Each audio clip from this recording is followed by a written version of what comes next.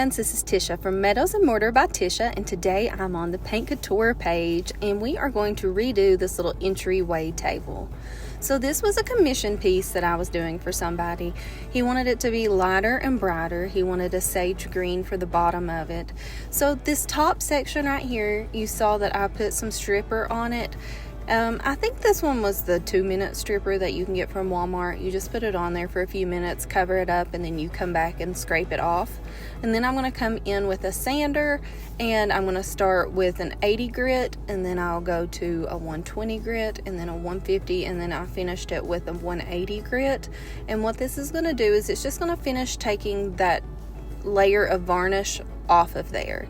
So this is a dark wood, and even whenever you stain it, it's going to be dark if you just put poly straight on top of this.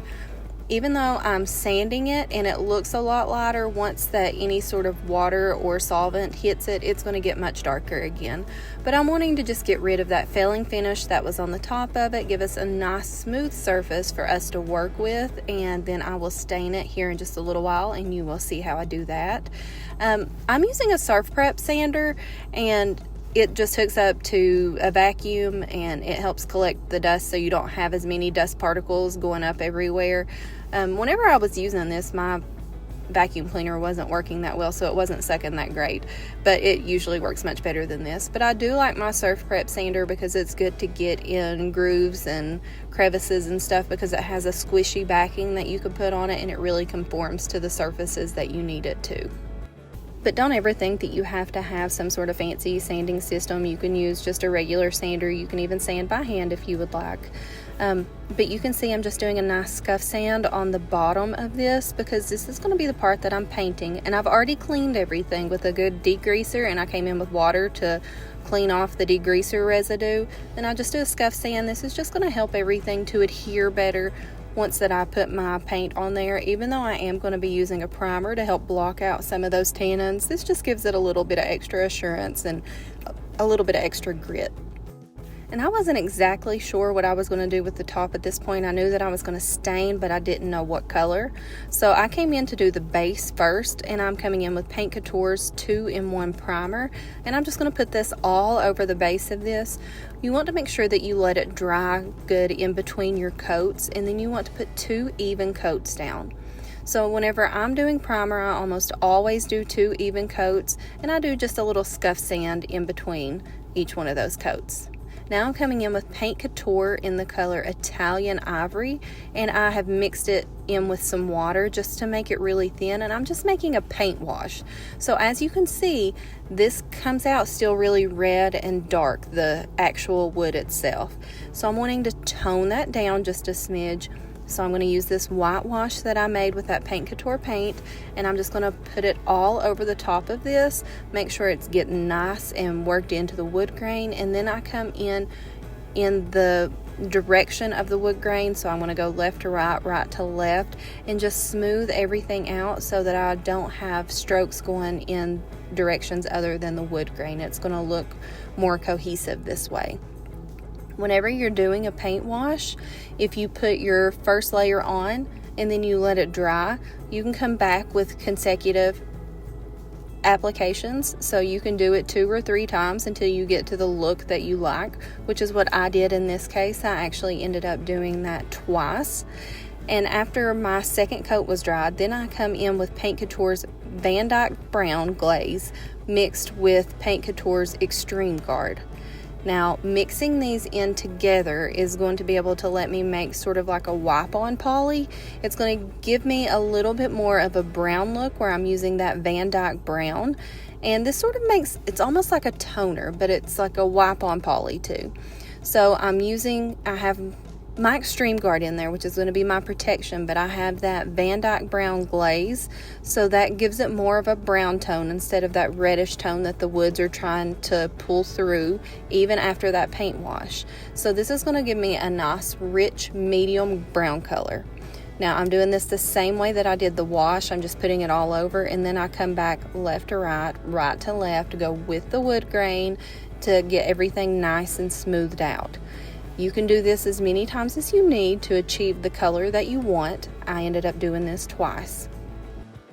For the actual color part, I come in with a 50-50 mix of Paint Couture in the colors Autumn Sage and the colors Basil. And I just mix that up really well, and that's what I'm going to use for the main color of this bottom piece. So whenever you're working with decorative pieces like this and you have like all these nooks and crannies and, you know, dips and divots, and you just want to make sure that you're putting your paint on there heavy enough to get in those areas, but then you come back with a final stroke that's going to really even everything out, because you want to make sure that you're not getting any sort of drips or marks on there from using too much paint. And it's easy to do whenever you're doing delicate surfaces like this that have a lot of detail in it. So, you know, load your brush up pretty good, but then make sure that you come back with that final brush stroke to really even everything out and make sure that you don't have any drips coming down on everything.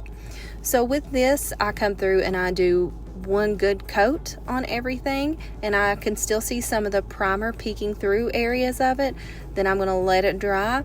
I come in with a high grit sandpaper, usually like a 400 grit, and I just like rub it on there. I'm not really wanting to like scuff it up a whole lot. I'm just wanting to get any sort of dust nubs or anything that's sort of settled in the paint, just so that it makes it smoother to touch. It's going to be, I'm a tactile person, and I like the way that my paint feels whenever I do a nice sanding in between my coats. That's just my personal preference, but you do not have to do that if you don't want to. So once that this completely dries, the first coat, I come in, do that little scuff sand with a high grit sandpaper, and then I do one other coat over top of that. By that point, hopefully everything will be nice and covered. In this case, it absolutely was. I didn't have any more of that primer peeking through once that I did that second application. And I think that I forgot to tell you earlier, whenever I mixed that Extreme Guard with the Van Dyke Brown glaze, I didn't use an actual ratio of it, but if I was going to guess, I would say that I probably did 75% of the Extreme Guard and 25% of the glaze. And the glaze can be used as a stain as well. It's also a semi-gel stain. So inside all of the details, I come in with a dark wax and just a tiny little artist brush, and then I just smudge that dark wax down in there. So this is going to really draw your eye into those details. It's not going to look flat and one-dimensional. It's really going to make the details pop, as opposed to if I just have this sage green on there, then the details are really going to get lost. Now there are many different brands of waxes out there that you can use. You know, just pick up whichever one you prefer, but a little goes a long way. So I'm using a teensy tiny bit of wax on the end of my brush. I am doing this on raw paint. Now the manufacturer says that you need to seal your paint before you put wax on. Everybody says wax is last, and if that's what you feel comfortable doing, if you want to go by manufacturer's instructions, then by all means that's absolutely what you should do. For me, I use so little of it, and then I come back and I buff it back with a rag. I've never had any sort of adhesion problem, especially whenever I'm using it just like in the recessed decorative areas like I'm doing here. But if you don't feel comfortable with that and you feel like wax needs to be last, then by all means go ahead and add your Extreme Guard now, and then you can put your wax on top of that and then buff it back. I just prefer the way that wax looks whenever you lay it down over top of raw paint. It's not as forgiving. If you screw up, then you're not going to be able to get it back out. But if you're careful with it and you know what you're doing, I prefer the way that it looks on raw paint, and then I come in with my top coat after. Like I said, manufacturer says not to do that, but I've been doing this for years and years, and I've never had any sort of an adhesion problem. I'm sure that it's just because I use so little of the product. And I'm not sure if you follow Paint Couture already on YouTube, but if not, give them a follow. And if you're not following me, Meadows and Mortar by Tisha, then I would love to have you over on my page too. Just follow along with me. We always have cool stuff on my page and the Paint Couture page. There's furniture, there's decor items, there's all kinds of crafts. So we would love to have you all along with us. So like I said, follow Paint Couture and follow me, which is Meadows and Mortar by Tisha. To make sure that everything is nice and protected, I come in with Paint Couture's Extreme Guard. I'm using flat in this case. This is one of my favorite sheens, and you're just wanting to put it all over the painted surface, and then you can go over the top part as well if you would like some extra protection on there. Even though we already did mix that Extreme Guard in with the glaze earlier, it won't hurt to have some extra protection on there. So in the same way that I did the paint on these curved surfaces like this, I'm just wanting to make sure that I load the product up really well. I put it on there and get it all in all the grooves and everything, and then I'm going to come back with a light hand and just even everything out to make sure that I don't have any drips or runs, and to make sure that everything is covered nicely. Now this will also take 2 coats, and I make sure that there's a good dry time in between. You can use that high grit sandpaper like a 400 grit if you would like, to make sure that there's not any nubs or anything that has dried inside of it, and then you can add on your final layer to it. If you feel like you need more coats than that, that's completely fine. Typically 2 coats is going to be good on a piece like this. The durability of this Extreme Guard is excellent. It is one of my favorite Paint Couture products, and you can never go wrong with it. But if you feel like you need to layer up more than just the 2 layers, then that's fine. You do whatever you want to do.